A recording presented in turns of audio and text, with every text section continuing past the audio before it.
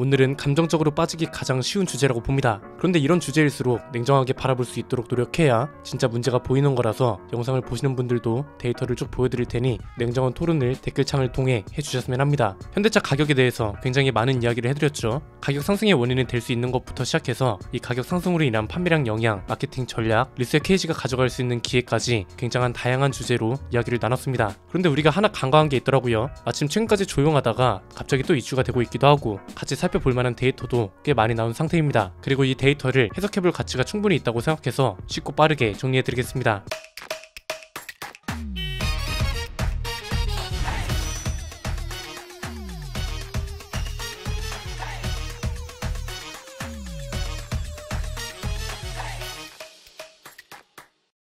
현대차 노조 이야기를 오랜만에 할 건데요. 기존에 하던 얘기랑은 약간 다른 점이 있습니다. 오늘의 전제는 현대차 노조가 성과금을 받아도 되는 상황이다, 이겁니다. 왜 이렇게 전개를 하냐면 간단합니다. 현대차 노조가 최근에 임단협 이야기를 꺼내기 시작했습니다. 지난번에 몇 번 나오다가 이번 달에는 성과금에 대한 구체적인 액수를 제시하기 시작한 건데 현대차 노조 간부를 대상으로 한 설문조사 결과가 있거든요. 이것부터 보면 정년 연장을 원한다는 응답이 55.9%로 가장 많았고요. 그 다음이 이제 복지 확대, 노동시간 축소 및 식사시간 확대, 임금 피크제 폐지, 전기차 근속 할인, 신공장 건설에 따른 협의, 이런 게 뒤를 이었습니다.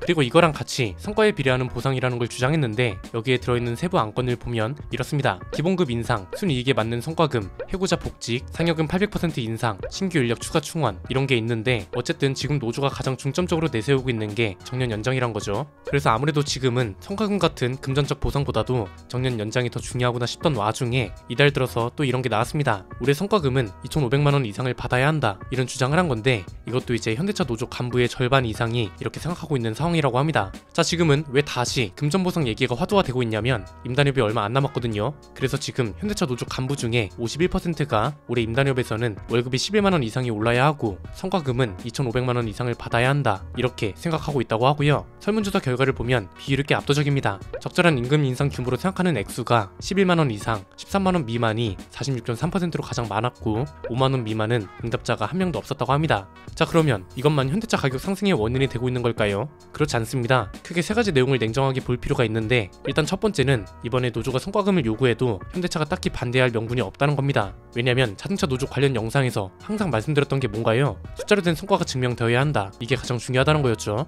지금까지는 공장 가동률이 높아도 시간당 생산량 같은 효율이 좋지 못했고 이것 때문에 공장이 적자를 기록하거나 이런 식으로 뭔가 성과금의 명분을 입증하기 힘든 경우가 많았단 말이죠. 그런데 작년이랑 올해는 어떤가요? 작년엔 현대차그룹이 역대 최대 매출과 영업이익을 기록했죠. 그리고 올해 1분기에도 최대 영업이익을 기록했고 같은 자회사인 기아는 역대 최대 영업이익률까지 기록했습니다. 일단 이것만 떼놓고 보면 현대차가 노조한테 성과금을 주지 않을 이유가 없는 거죠. 직장인들로 치면 보너스 같은 거잖아요. 물론 좀 아쉬운 건 공장 효율이 어느 정도로 올랐는지, 생산이 영업이익에는 얼마나 큰 영향을 줬는지, 가장 중요한 불량률은 어느 정도로 줄었는지, 이런 직관적인 데이터가 있었으면 좋았을 텐데 이런 상세한 데이터는 없었습니다. 그런데 자동차에서는 차를 많이 팔아서 돈을 버는 거잖아요. 차를 많이 팔았다는 건 생산량이 많았다는 거고, 생산량이 많았기 때문에 판매량이 많았던 거고, 판매량이 많았던 덕에 매출과 영업이익이 많았다는 거니까 현대차 생산직의 기여도가 없었다고 보기에는 어렵다는 거죠. 두 번째는 이번에는 어떤 성과가 있었고 이 성과를 근거로 성과금을 달라, 이런 구조라서 인과관계 자체는 잘 들어맞는데 왜 대중들이 여기에 공감을 못하냐 이겁니다.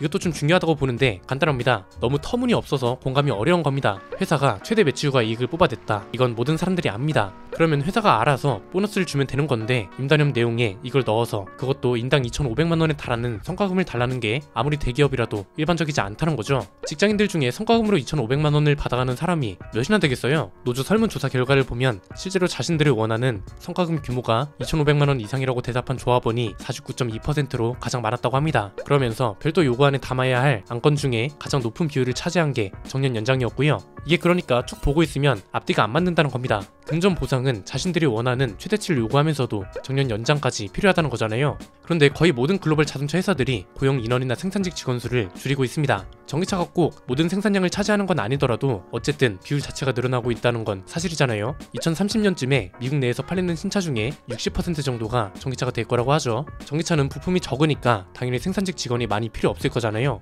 실제로 현대차도 고용 인원 전망을 보면 2020년에 5,500명이 넘던 게 2025년에는 3,600명 수준으로 줄어들 거고 2030년에는 1,120명 수준으로 줄어들 거라고 합니다. 이 말은 새로 채용하는 인원도 줄어들고 정년 연장을 할 이유도 회사 입장에선 없다는 겁니다. 그런데 노조가 존재하는 이유는 뭔가요? 노동자들의 일자리를 보장 내지는 지키기 위해 있는 거죠. 이런 취지로 정년 연장을 요구하고 싶으면 어느 정도 합리적인 선을 찾아야 할 거잖아요. 성과금을 무리하게 요구하거나 임금 인상을 무리하게 요구할 수 없는 게 일반적인 생각입니다. 순서대로 따져보면 일자리가 줄어든다. 일자리가 줄어들면 회사는 인건비로 나가는 돈도 그만큼 줄어듭니다. 그리고 이렇게 줄어드는 인건비를 굳이 정년 연장까지 해가면서 손해볼 필요는 없다는 거죠. 차라리 생산 현장 계획을 한다면서 아예 새로운 인원을 고용하고 기존에 문제가 되고 있던 품질 문제를 잡겠다는 의지를 보여줄 수 있는 것도 아니고 기존 직원들이 정년 연장을 해버린다고 하는데 회사뿐만 아니라 대중들도 이걸 공감할 수 있겠냐 이겁니다. 진짜 노조의 취지대로 생산직 일자리를 지켜내고 싶다면 회사가 원하는 반은 들어주면서 충돌도 최소화하고 흔히 말하는 노조 리스크를 앞으로 계속 줄여갈 테니 우리 노동자들의 일자리만큼은 보장해달라 이렇게 나오는 게 맞다 이거죠. 왜냐면 현대차 생산직 연봉이 진짜 못 먹고 살 정도는 아니잖아요. 그런데 돈은 돈대로 달라. 정년 연장을 해서 일은 또 최대한 오래 하게 해달라. 이러니까 소비자들 입장에선 그간 불만이었던 조립 품질 문제, 근무 태도, 강성 이미지 이런 것들도 제대로 못 잡으면서 왜 그런 걸 요구하냐 할 수밖에 없는 거죠. 가끔 보면 소비자들이 뭔데 남의 일자리 월급에 관심을 갖냐고 하는 사람들도 있던데 그건 아니죠. 소비자들이 돈을 주고 차를 사기 때문에 월급을 받아갈 수 있는 거고 소비자들도 저렴하고 좋은 차를 살 수 있는 권리가 있기 때문에 문제 제기를 당연히 할 수 있는 거 아닐까요? 노조를 일자리를 지키기 위한 집단과 수단으로만 생각해야지 소비자의 권리까지 뛰어넘는 권력 집단으로 인식하면 안 될 것 같고요. 그러면 이쯤에서 궁금한 게 왜 노조 이슈는 끊이질 않느냐 이겁니다. 약간 여기에는 내로남불도 섞여 있다고 봅니다. 근본적으로는 이렇게 권력이 커지도록 방관한 회사도 일정 부분 책임이 있을 거고 입장에 따라 확 바뀌는 주장과 근거도 문제라고 봅니다.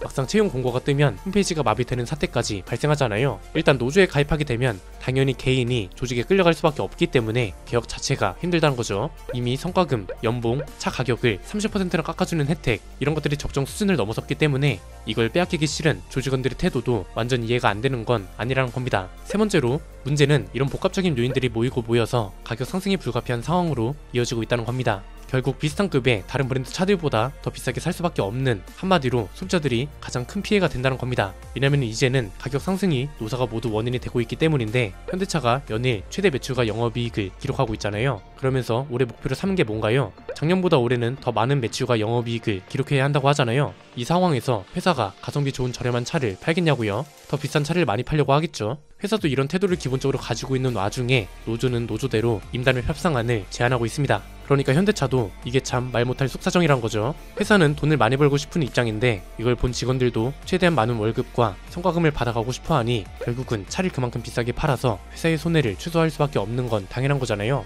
현대차가 가지고 있는 과제라 함은 품질과 관련된 부정적인 여론을 바로잡고 노조에 대한 부정적인 인식도 바로 잡아가는 것일 텐데 냉정하게 말해서 판매량과 매출에 큰 영향이 없는 한 그리고 생산적으로 채용되는 사람들의 인식과 현 조직이 물갈이 되지 않는 한 굳이 이런 여론을 바로잡을 필요성을 느끼겠냐 이거죠. 그래서 외부적인 요인이든 내부적인 요인이든 가격을 올릴 수밖에 없는 조건과 환경이 굉장히 많은 상태라는 거라서 현대차가 적극적으로 가격을 내리는 걸 보기는 굉장히 힘들지 않을까 이렇게 생각됩니다. 아마 이게 나중에는 경쟁력 문제로 이어질 텐데 여러분 생각은 어떠신지 댓글로 자유롭게 토론을 해주셨으면 합니다. 오늘 내용 여기까지입니다. 내용이 유익하셨다면 구독과 좋아요 알림 설정 부탁드립니다. 지금까지 저는 안비되었습니다. 감사합니다.